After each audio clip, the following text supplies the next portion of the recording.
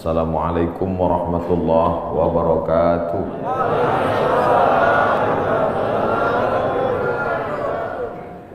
Alhamdulillahilladzi ahyana ba'dama amatana wa ilaihin nusyur.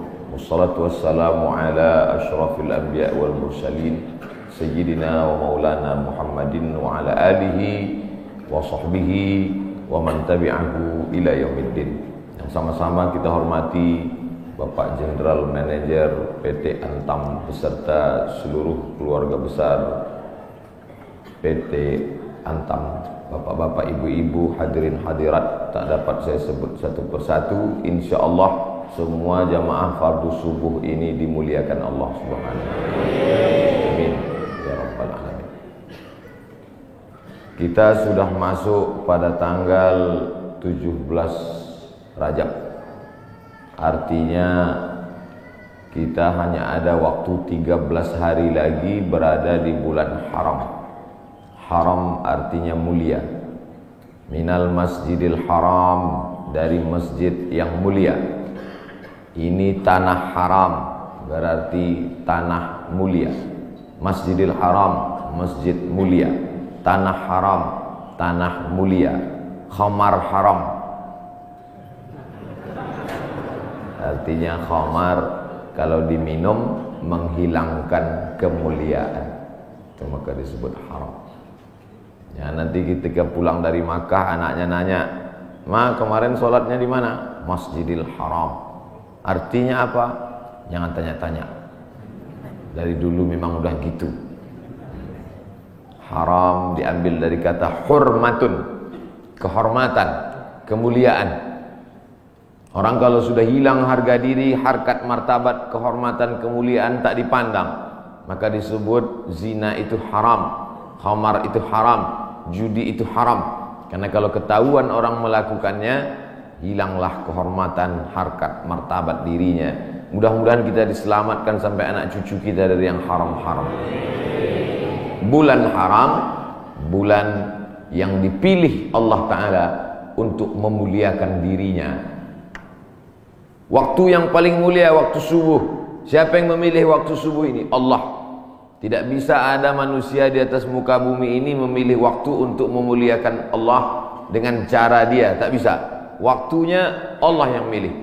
Caranya Allah yang mengajarkan. Nabinya dia yang mengirim. Malaikatnya dia yang mengutus.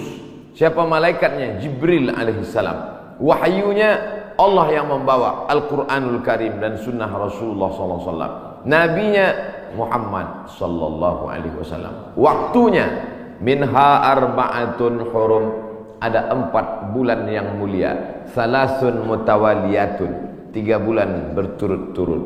Zulqa'dah, Zulhijjah, Muharram. 1 terpisah, ma baina Jumada wa Sya'ban, terletak antara bulan Jumadil Akhir dan Sya'ban. Itulah dia disebut dengan bulan Rajab.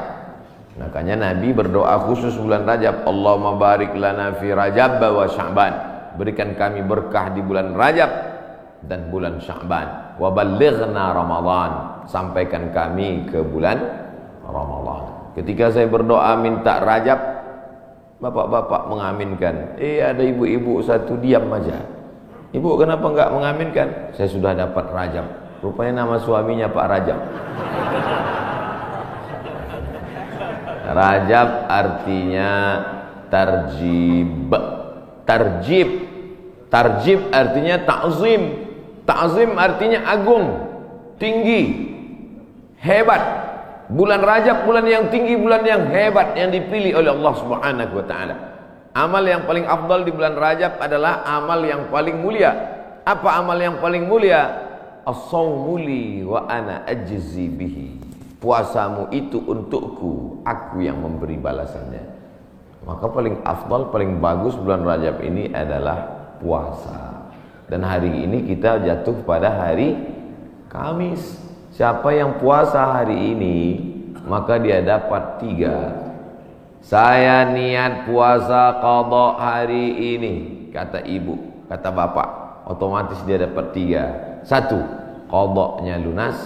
2, dapat pahala puasa Kamis. 3, dapat pahala puasa sunat Rajab.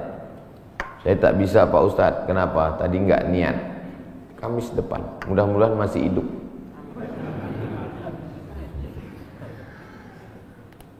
Kenapa Ustadz cerita qadha di bulan Rajab? Karena yang kemarin mau diqadha Ramadan tahun lalu belum jadi mengqadha. Faman kana minkum maridan, siapa yang sakit, au ala safarin atau musafir, fa iddatum min ayyamin ukhar, ganti di hari yang lain. Ramadan kemarin ada tinggal puasanya, ketika mau diganti di bulan Syawal tidak jadi. Pernah pas mau diganti tidak jadi. Kenapa? Kue hari raya nggak habis-habis. Mau diganti di bulan Zulqa'dah tak sempat. Di bulan Zulhijjah mau diganti, daging kurban tak habis-habis. Kaki sapi 1 ekor dalam freezer. Akhirnya inilah kesempatan paling hebat kalau mau mengganti puasa. Tapi kalau cerita masalah ganti puasa pasti ingatnya ibu-ibu. Karena yang hamil ibu-ibu, yang menyusukan anak ibu-ibu. Makanya Ustadz selalu mengatakan ibu-ibu, kalau mau ganti bulan puasa yang tinggal kemarin bagusnya di bulan Rajab. Dia tak tahu ibu itu memang puasanya tinggal 7 hari, suaminya 17 hari. Ternyata bapak-bapak juga punya hutang puasa. Apakah selesai hutang puasa ini dengan astagfirullahaladzim, astagfirullahaladzim, astagfirullahaladzim, astagfirullahaladzim? Hutang puasa lunas, enak aja. Man mata, siapa yang mati, wa alaihi siyamun, punya hutang puasa, shoma anhu waliyuhu, ahli warisnya wajib menggantikan puasanya. Hadis sahih. Tidak bisa diganti dengan istighfar. Tidak bisa diganti usolli sunata taubat rakaataini lunas 60 hari lillahi ta'ala. Nggak bisa guys. Nah, oleh sebab itu maka puasa yang tinggal kemarin mesti diqadha. Faman kana minkum maridan, siapa yang sakit Ramadan kemarin, au ala safarin atau musafir, jarak qasar salat 89 km, fa iddatum min ayyamin ukhar, ganti di hari yang lain di luar Ramadan. Wa 'alal ladzina yutiqunahu, siapa yang tak sanggup puasa karena sakit keras. Pak Ustadz, saya nggak bisa puasa di Ramadan, nggak bisa puasa di Syawal, nggak bisa puasa di Zulqa'dah, Zulhijjah, Muharram, Safar, Rabiul Awal, Rabiul Akhir, Desember, Januari, Februari, Maret, April, Mei, Juni, Juli, nggak bisa puasa. Kenapa nggak puasa? Usus saya sudah dipotong pendek aja. Bentar-bentar lapar, bentar-bentar lapar, bentar-bentar lapar. Sampai mati nggak bisa, atau kena penyakit mah akut, atau kena diabetes mellitus akut, atau kena jantung akut, atau apapun sebabnya, atau kena tua renta 70-80 nggak bisa puasa. Fa'iddatu min ayamin ukhar, bagi yang musafir dan sakit. Tapi bagi yang nggak sanggup sampai mati, fidyatun ta'amu miskin, bayar fidyah makan 1 hari fakir miskin. Bagaimana dengan perempuan hamil dan menyusukan anak? Masuk yang mana dia? Kalau dia musafir, sakit, ganti. Kalau sakit keras, tua renta, bayar fidyah. Perempuan yang hamil dan menyusukan anak tidak disebut dalam ayat ini, maka ulama berijtihad, lain kepala, lain isinya. Rambut sama hitam, isinya macam-macam. Perempuan yang hamil dan menyusukan anak, 3 mazhab ulama. Mazhab yang pertama, menurut Imam Abu Hanifah, mazhab Hanafi, hanya mengqadha saja. Jadi kalau ada ustadz mengatakan, ibu-ibu yang hamil menyusukan anak, tinggal puasanya qadha saja, itu berarti mazhab Hanafi. Sedangkan mazhab Abdullah bin Abbas mengatakan bayar fidyah saja. Ibu pilih yang mana? Mau qadha aja atau bayar fidyah? Saya qadha aja Pak Ustadz. Saya kalau keluar duit nih malas. Ibu pilih mana? Saya nggak tahan lapar Pak Ustadz. Mau bawanya mau ngemil ngunyah aja. Jadi saya bayar aja. Yang mau qadha saja mazhab Hanafi. Yang bayar fidyah saja pendapat Abdullah bin Abbas. Mazhab Syafi'i yang mana? Mazhab Syafi'i lihat dulu dia tak puasa karena apa. Kalau dia tidak puasa karena dirinya, karena lemah, karena tak mampu, qadha saja. Tapi kalau ada unsur anaknya, kenapa ibu tak puasa? janin saya lemah. Sudah diperiksa USG oleh SPOG, spesialis obgyn kandungan. Katanya janin lemah. Ibunya sehat tapi janinnya lemah. Maka kalau sebab anaknya dia tidak puasa, maka dia kena 2 double, bayar fidyah dan puasa qadha. Laki-laki mesti tahu. Saya untuk apa tahu? Saya kan nggak hamil dan menyusui. Istrimu hamil dan menyusui. Itulah untungnya ibu-ibu yang suaminya pengajian. Pulang dia dari sini nanti diingatkannya, ibu, nanti hari Senin kau puasa. Tapi kalau suaminya Fir'aun,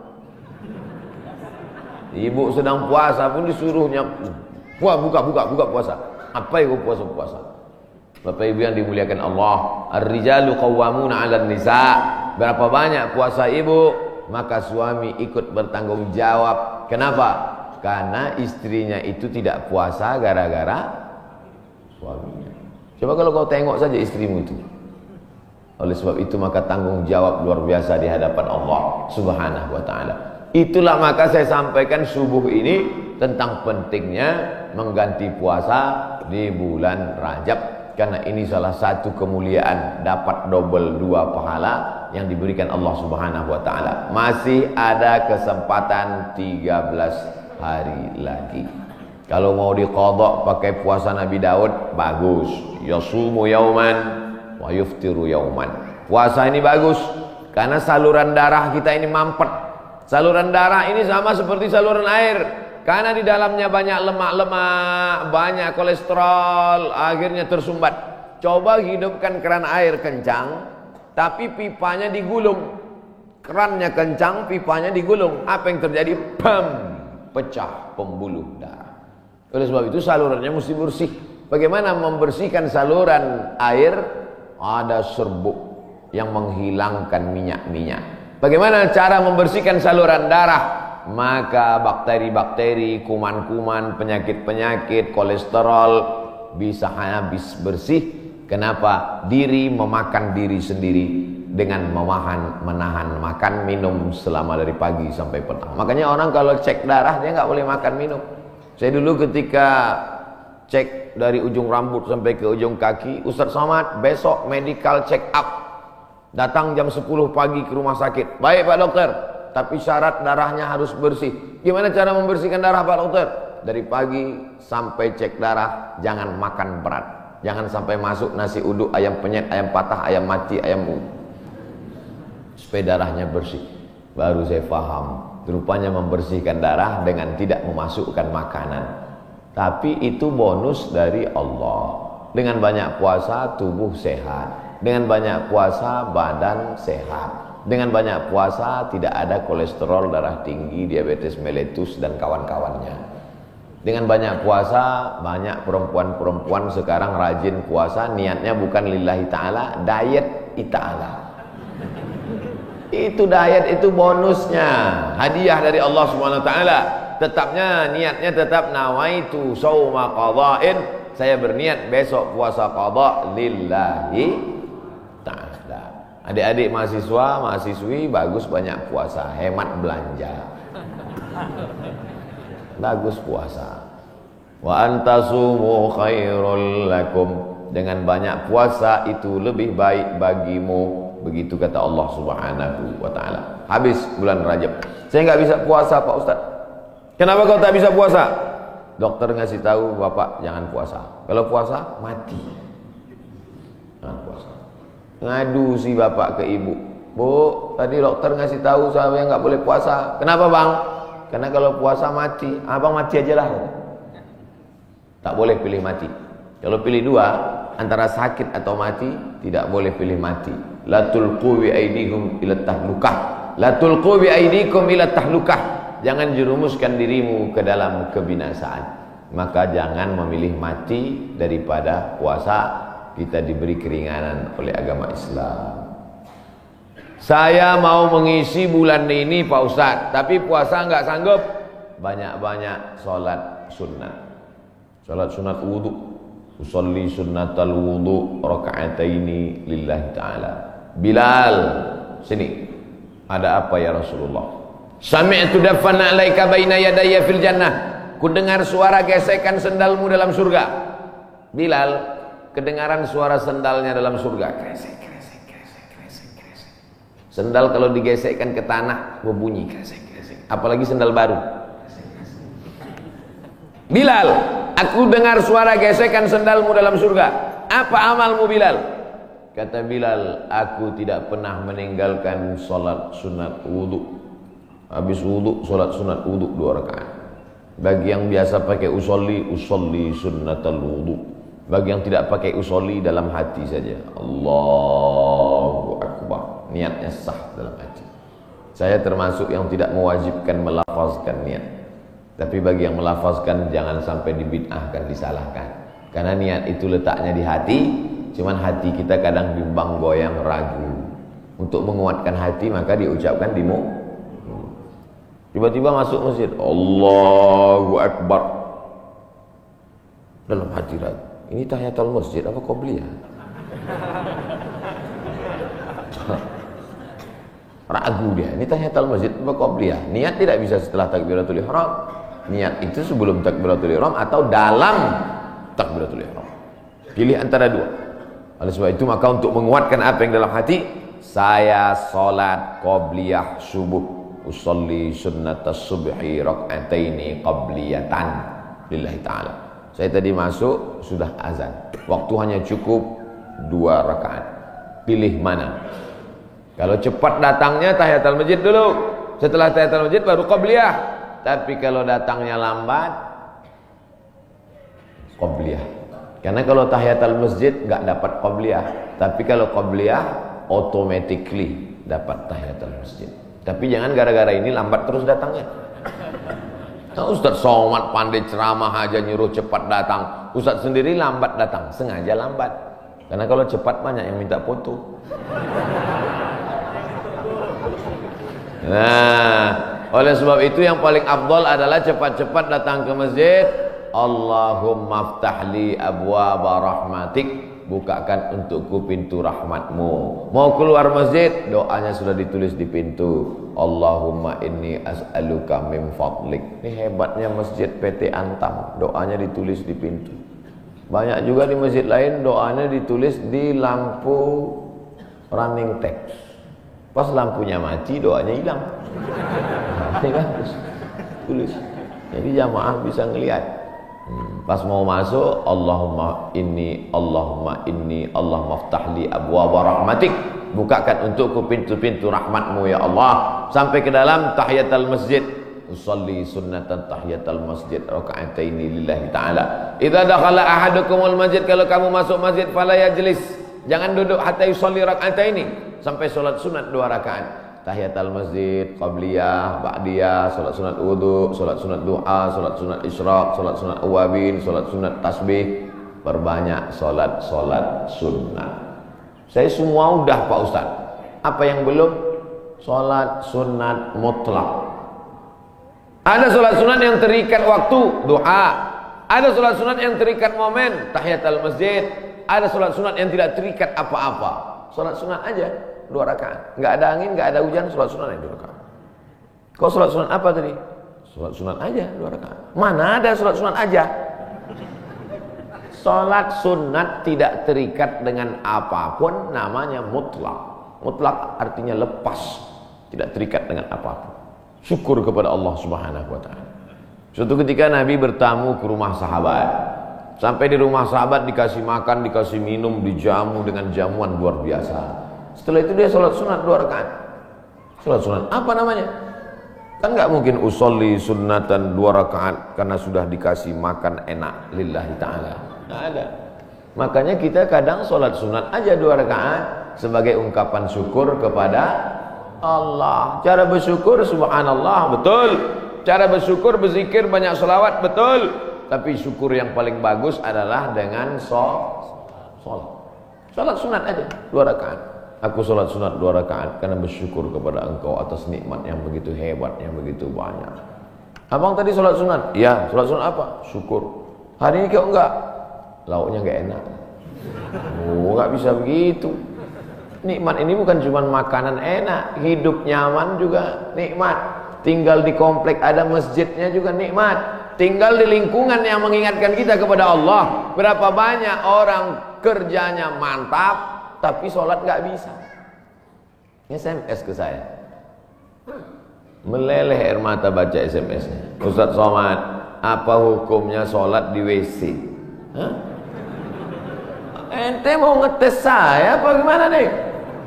WC kan najis, tempat setan, kotor. Menyebut nama Allah aja nggak boleh. Allahumma inni a'udzubika minal khubuthi wal khaba'is. Mau masuk WC, ya Allah lindungi aku dari setan jantan dan setan betina. Setan jantan di sana, setan betina di sana. Ketemunya di mana? Di WC. Dia bilang apa hukumnya sholat di WC? Saya sangka mau ngetes saya. Ternyata memang betul, dia kerja di luar negeri. Supervisor pengawasnya tidak mengizinkan permisi sholat. Akhirnya dia masuk ke WC yang agak lapang, dia bentang kain, sholat di dalam. Hanya untuk mencari makan, Bapak Ibu. Luar biasa nikmat, bisa kerja di Pomala'a. Betul? Lama saya ngapalnya nih. Bisa kerja nyaman, masjidnya besar, ibadah tidak dilarang, pengajian dihadirkan ustaz. Inilah nikmat yang paling besar. Fabi ayyi ala'i rabbikuma tukadziban. Nikmat apa lagi yang kau dustakan? Keluar dari komplek pemandangannya indah, memandang ke tepi jalan, lautan terhampar. Kata orang, saya nggak ngeliat tadi malam gelap. Kurang apa lagi, nikmatnya besar. Ikannya segar-segar, mantap-mantap, duriannya enak. Kau tahu Ustaz tadi malam makan durian. Oleh sebab itu maka syukur kepada Allah. La in syakartum la azidannakum wa la in kafartum. Tapi kalau kau kufur, tidak kau syukuri nikmat ini, inna azabi lasyadid. Azabku itu amat sangat menyakitkan. Jangan sampai setelah azab datang barulah meleleh air mata. Astagfirullah. Di rumah sakit terbaring, disuapkan sama istrinya bubur jagung. Dulu waktu sehat kemana aja. Kalau ada orang udah sakit baru petik tasbih, biasa. Kalau ada orang ketika sudah pensiun baru berzikir, biasa. Tapi ketika waktu sedang badan sehat, rezeki banyak, ada jabatan, rajin ibadah, wah luar biasa. Nih masyarakat PT Antam nih luar biasa, betul. Tapi yang datang nih memang masyarakat lingkungan sini. Alhamdulillah. Karena saya pernah juga ceramah di komplek perusahaan. Ketika masih kerja aktif ke masjid baru luar biasa. Selesai ceramah dikasih, mohon maaf Pak Ustaz, yang datang tadi masyarakat dari luar. Bapak Ibu yang dimuliakan Allah Subhanahu wa taala. Ini kenikmatan ini kalau dicabut oleh Allah Subhanahu wa taala, Allah itu luar biasa. Allah kalau mau mematikan orang cukup saja dia katakan innama amruhu idza arada syai'an ayaqula lahu kun, mati. Kenapa orang yang minum khamar tidak mati? Kenapa orang yang berzina tidak mati? Kenapa orang yang makan riba tidak mati? Karena Allah itu bismillahirrahmanirrahim. Allah itu sayang, dibiarkannya dulu. Malaikat itu sudah gergetan malaikat, mau cabut aja. Jangan, kata Allah Ta'ala, jangan. Biarkan dia mabuk-mabuk dulu, biarkan. Nanti baru kau celupkan dia ke neraka jahanam. Innallaha la yumli lidzalim. Allah sengaja mengulur kepada orang-orang yang zalim itu. Orang-orang yang zalim, yang aniaya terhadap dirinya, yang berzina, yang minum khamar, yang mabuk, yang makan riba, yang biarkan dia, biarkan. Sampai apa? Sampai dia bertobat. Kalau tidak juga, hatta idza akhadhahu lam yuflithu, sehingga Allah menurunkan azab tidak tanggung-tanggung langsung. Jadi jangan heran kalau ada orang enggak salat, rumahnya besar, enggak salat, mewah hidupnya. Sesungguhnya dia sedang dimainkan Allah Ta'ala. Inna kaidi matin, tipu dayaku amat sangat kuat. Cuman kadang orang ini enggak paham cara pikir Allah SWT. Cara pikir ibu aja kadang anak enggak paham. Anak umur 5 tahun minta pisau, jangan, nanti tangan kau luka. Tapi ketika kita memahami Allah, yang kita ikut ini, kita ikut Allah atau Allah ikut kita? Kita ikut Allah. Ini banyak orang sekarang Allah dia suruh ikut dia. Ya Allah, berikanlah aku gaji yang banyak. Kau ikut aku, jangan sampai aku ikut engkau. Loh. Sebenarnya yang Tuhan ini aku, apa kau kata Tuhan? Kita yang ikut Allah. Makanya kita ini disebut Muslim. Muslim artinya berserah diri kepada kehendak Allah, bukan Allah yang ikut kita. Kadang banyak kita paksa Allah untuk ikut kita. Kita berdoa sesuai dengan request kita. Kalau kita Allah nggak kasih, lalu kita marah sama Allah. Ente siapa, kata Allah. Makanya kita serahkan kepada Allah. Tapi kita kalau berdoa tetap minta apa yang kita minta. Jangan gara-gara ini nanti, ya Allah pagi ini aku nggak berdoa apa-apa, terserah oleh Allah. Mau kasih nggak apa-apa. Oh jangan. Nabi malah kalau berdoa sebut nama. Allahumma a'izzal islama bi umarain. Ya Allah kuatkan Islam ini dengan 2 Umar. Waktu itu ada 2 Umar yang paling hebat, paling gagah, paling perkasa di Makkah. Satu Umar bin Khattab, satu Umar bin Hisham. Umar bin Khattab, Umar bin Hisham. Ya Allah, Islam ini akan kuat kalau 2 orang ini masuk Islam. Masuk Islamlah 2 orang ini ya Allah, Umar bin Khattab atau Umar bin Hisham. Saya sebut Umar bin Hisham, banyak bapak ibu nggak kenal. Tapi kalau saya sebut nama kerennya, Umar bin Hisham Abu Jahal. Makanya kalau kenalan sama orang jangan cuma tanya satu nama, tanya nama satu lagi. Banyak orang ini namanya macam-macam. Nama siapa? Abdul Somad. Di Facebook Anton. Enggak, nama saya di mana-mana tetap Abdul Somad. Nama Abdul Somad, Instagram Abdul Somad Official. Cuman mau ngasih tahu aja supaya di follow. Bapak Ibu yang dimuliakan Allah Subhanahu wa taala. Jadi kalau masih bisa sehat, beribadahlah. Karena sampai masanya nanti udah sakit nggak bisa beribadah. Parahnya lagi, sudah sakit pun nggak ke masjid juga. Makanya walaupun sakit datanglah ke masjid. Nggak bisa sholat di depan, sholat di belakang. Malu sholat di belakang di emperan. Nggak bisa juga sholat, kasih tahu biar kami sholatkan. Jangan segan-segan. Bapak Ibu yang dimuliakan Allah Subhanahu wa taala. Saya Pak Ustaz nggak bisa puasa, sholat sunat. Sholat sunat pun nggak bisa Pak Ustaz. Baca Quran. Duduk, nggak bisa tegak, nggak bisa rukuk, nggak bisa sujud, buka Quran. Bismillahirrahmanirrahim. Tapi katanya baca Quran auzubillah Pak Ustaz. Oke. A'udzubillahi minasyaitonirrajim.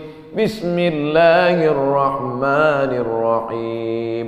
Ya ayyuhan nas, wahai manusia, ittaqu rabbakum, takutlah kamu kepada Allah. Inna zalzalatas saati syai'un azim. Sesungguhnya bumi akan bergoncang dan hari itu kiamat terjadi, azabnya amat sangat kuat. Membaca itu ketakutan, langsung pulang ke rumah sedekah. Berapa? 500 perak. Jadilah daripada sebelumnya hatinya tertutup. Itulah orang-orang ketika dibacakan ayat kepadanya, zadathum imana, bertambah imannya. Surat Al-Hajj. Apa ayat yang kau lihat? Sesungguhnya saat itu Allah sedang menegur engkau. Wa taran nasa sukara, kau lihat manusia waktu itu seperti mabuk. Wa mahum bisukara, mereka bukan mabuk. Jalan sempoyongan mau tumbang di atas bumi, mereka mabuk? Bukan. Kenapa mereka tidak mabuk? Walakinna adzaballahi syadid. Tapi saat itu azab Allah amat sangat menyakitkan. Sempoyongan jalan macam zombie. Kenapa? Karena kerak bumi waktu itu tercabut. Kita sekarang kan bisa tenang ini karena kerak bumi ini bisa normal. Kerak bumi ini ada pakunya. Sampai masanya pakunya itu copot. Apa pakunya? Wa takunul jibalu kal ihnil manfush. Waktu itu paku-pakunya gunung-gunung seperti bulu kambing dihembus angin. Ada kalanya Allah menyebut kal ihnil manfush. Ada kalanya disebut kal farashil mabthus. Seperti rayap yang berterbangan. Seperti nyamuk yang berterbangan. Habis semuanya. Kalau Gunung Bromo, Gunung Kidul, Gunung Merapi, Gunung Kelut seperti rayap yang berterbangan, lalu kita seperti apa? Kalau ada tetangga bapak yang sombong, yang angkuh, ambil rayap, hembuskan ke mukanya. Begitulah nanti saudara. Kalau Gunung Kidul, Gunung Bromo, Gunung Merapi seperti rayap, lalu kau seperti apa nanti di hadapan Allah? Dua kemungkinan, dia taubat atau makin ngamuk. Kita ini nggak ada apa-apanya. Yang disombongkan itu apa? Yang diangkuhkan itu apa? Maka mesti banyak-banyak ibadah. Itu yang akan dibawa menghadap Allah Subhanahu wa taala. Tadi malam ada yang ngirim ke grup WhatsApp. Percakapan antara ayam dan anaknya. Bapak Ibu udah dapat? Apa kata anak ayam? Mama, kenapa manusia itu hebat ya? Namanya macam-macam setelah lahir ke dunia. Ada Abdul Somad, ada yang lain-lain. Sementara kita semuanya namanya sama, ayam. Semua ayam. Apa kata induk ayam? Gak apa-apa nak.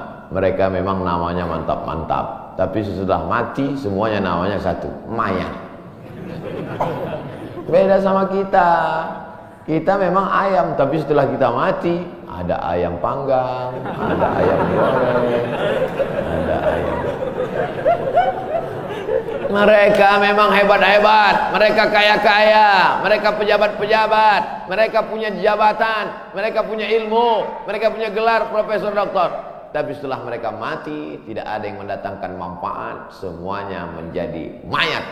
Beda dengan kita. Kita setelah mati mendatangkan manfaat, mengenyangkan perut. Ulaika kal an'am, mereka itu seperti binatang. Balhum adall, bahkan lebih hina daripada binatang. Makanya kalau tidak karena ibadah, apa beda kita dengan ayam? Bukan hadis, dapat di grup WhatsApp. Saudara yang dimuliakan Allah Subhanahu wa taala, bedakan dirimu dari binatang dengan apa? Dengan ibadah. Cerita tentang ibadah, apakah ayam itu tidak bertasbih? Ayam itu ketika sedang mengeram, coba lihat lidah ayam sedang mengeram, semuanya bertasbih. Nabi mencabut pelepah korma, menusukkan pelepah korma di makam. Sahabat bertanya, kenapa kau tusukkan pelepah korma itu ya Rasulullah? La'allallaha an yukhaffifa 'adzabahuma ma lam yaybasa. Selama pelepah korma itu basah, maka orang yang ada di kubur diringankan azabnya. Kenapa? Karena pelepah korma bertasbih. Tapi jangan gara-gara ini nanti bapak meninggal minta surat wasiat, tanamkan 3 batang korma di atas kuburku. Nabi sedang ingin mengajarkan bahwa pelepah korma bertasbih. Planet-planet bertasbih. Neptunus, Merkurius, Pluto, Mars bertasbih. Mana buktinya? Ketika kita melihat petir menggelegar, apa ucapan dari mulut? Subhana man yusabbihu bihir ra'du wa bihamdi. Maha suci Allah, yang planet-planet pun bertasbih mengagungkan Allah. Lalu kita apa? Makanya yang tak sanggup baca Quran, saya Pak Ustaz gak bisa baca Quran. Asal baca Quran mata meleleh Pak Ustaz. Meleleh menangis karena takut atau enggak nampak lagi titiknya Pak Ustaz. Puasa nggak bisa. Kalau nggak bisa puasa, sholat sunat, kaki sakit. Baca Quran, mata sakit. Pejamkan mata, ambil tasbih, berzikir. Afdalul zikri fa'lam annahu la ilaha illallah. La ilaha illallah. 100 kali. Dikit kali 100 kali Pak Ustaz, 1000 kali. La ilaha illallah. Baca sholawat, istighfar 1000 kali. Salawat 1000 kali. La ilaha illallah 1000 kali. Isi hari-hari bulan Rajab ini dengan kemuliaan.